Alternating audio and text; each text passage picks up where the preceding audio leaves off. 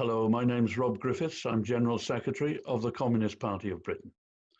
Playwright Bertolt Brecht, who escaped Nazi Germany, found refuge in the US, and then greater post-war freedom in East Germany, wrote in his poem, In Praise of Communism, "It's reasonable, you can grasp it, it's simple. You're not an exploiter, so you'll understand it. It's good for you. Find out more about it. The stupid call it stupid, and the squalid call it squalid.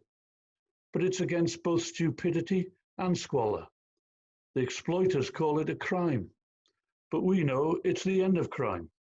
It's not madness, but the end of madness. It's not chaos, it's order. It is the simplest thing, so hard to achieve." Today, a lot of people will happily say, communism, nice idea in theory, but it doesn't work in practice. Why do they even say a nice idea in theory? I think it's because many people sense that communism is about sharing, cooperating, looking out for each other. We're not just individuals. There is such a thing as society, even if Margaret Thatcher didn't think so.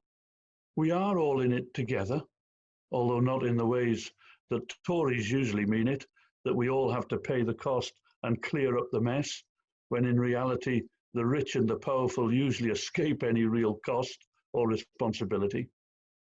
The COVID-19 pandemic has reminded us just how much we don't exist on our own little island. We live and work alongside each other. We protect each other. We infect each other.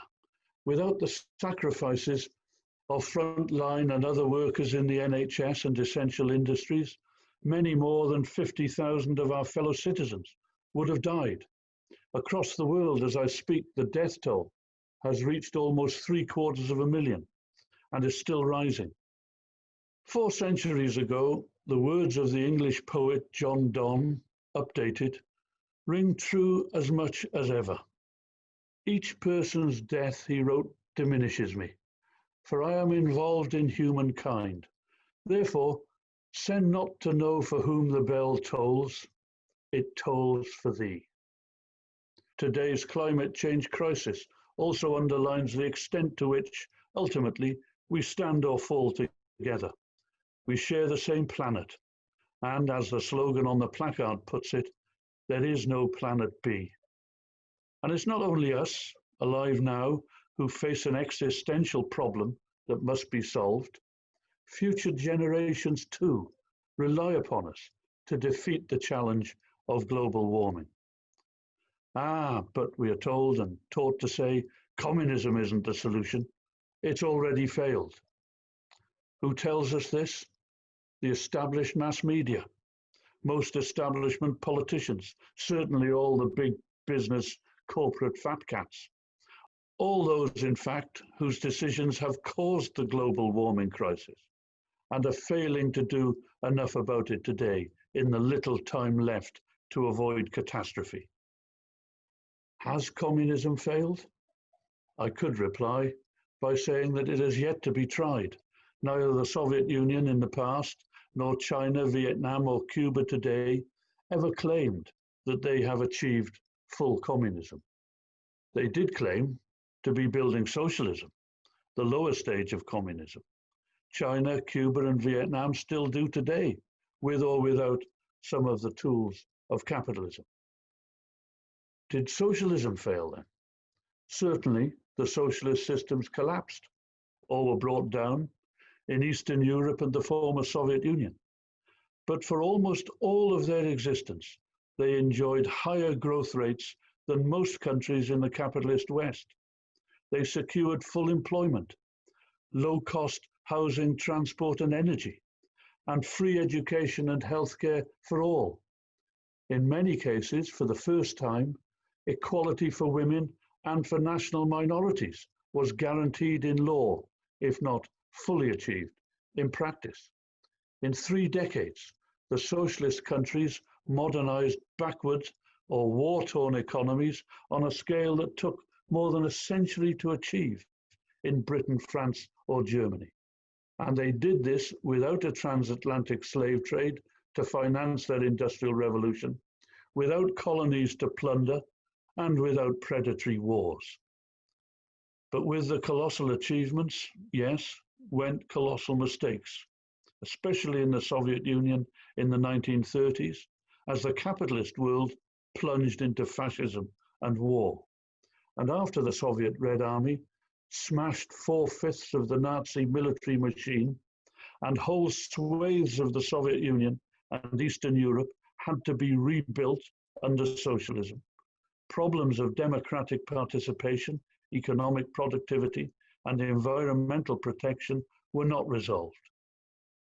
The arms race, begun by the US and NATO, placed further burdens on the socialist countries, who nevertheless assisted colonial peoples and national liberation movements around the world in their long struggle for national sovereignty.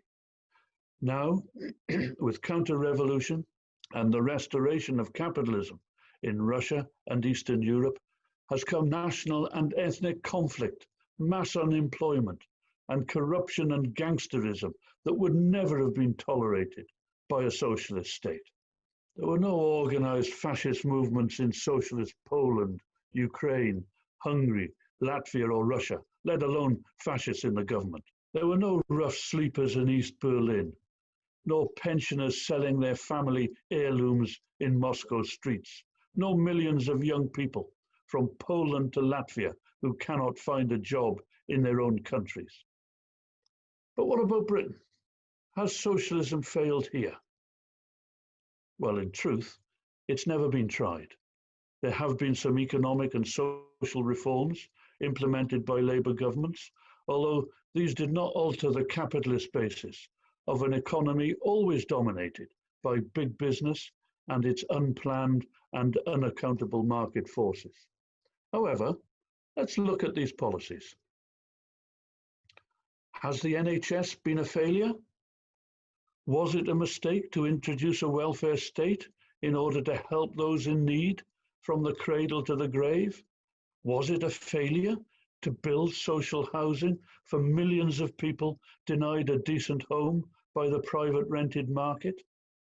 What about the nationalisation of the railways, electricity and gas? How many people today think it was a good idea to go backwards to privatisation, to the great capitalist rip-off? Of course, the stupid call socialism and communism stupid. They know no better, and are parroting what those with the wealth and the power want them to parrot. Of course, the squalid, the city spivs and the corporate crooks, the privatisation vultures, the slum landlords, and their paid-for politicians call socialism and communism squalid. They know that socialism means the abolition of their system and its gross inequalities and injustices. The minority who profit from the exploitation of workers around the world, whose companies pollute the planet, rob third world peoples of their food and resources, and benefit from the wars fought to make the Middle East, Africa, and Latin America safe for capitalism, would no longer rule. Of course, therefore, the exploiters call socialism and communism a crime. Taking the commanding heights of the economy, the main monopoly corporations, into social ownership would rob the capitalist class, no more than 1/10 of the population, of the main source of their wealth and power.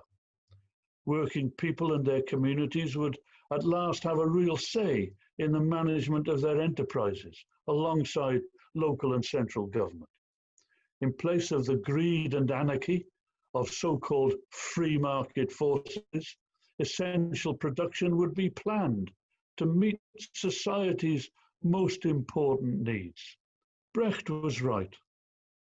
Communism is the simplest thing, and whether we talk about socialism or communism, it is also the hardest thing to achieve.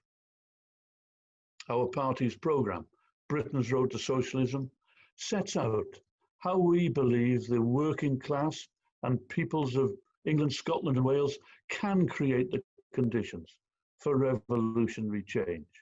We have to challenge and break the economic and political power of the ruling capitalist class and its state apparatus.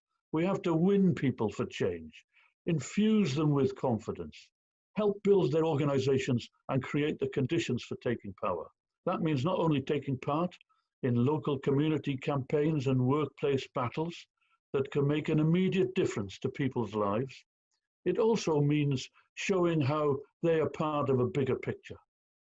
Marx explained how the ruling ideas of every epoch are those of the ruling class.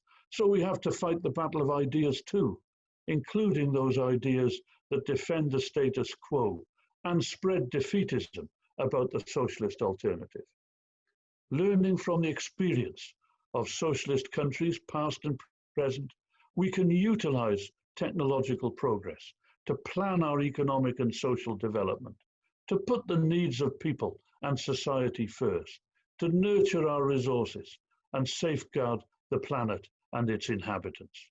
After 100 years, the Communist Party is still proud to hold high the red banner of socialism and communism. And one of the profound political lessons of the 20th century is that when the Communist Party is stronger, the labour and progressive movements are stronger. The ideas of socialism are stronger too.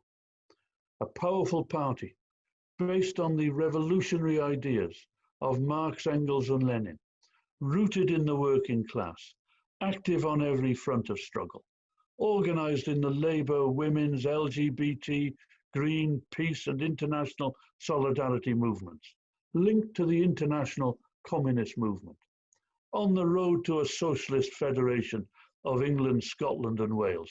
That's the ruling class nightmare. But without a powerful Communist Party, capitalism will never be overthrown. That's why I'm appealing to you now. Find out more about socialism and communism. Read Britain's Road to Socialism. Apply to join the Communist Party or the Young Communist League if you're not already a member. The future must not only be green, it has to be red. Thank you very much for your time and attention.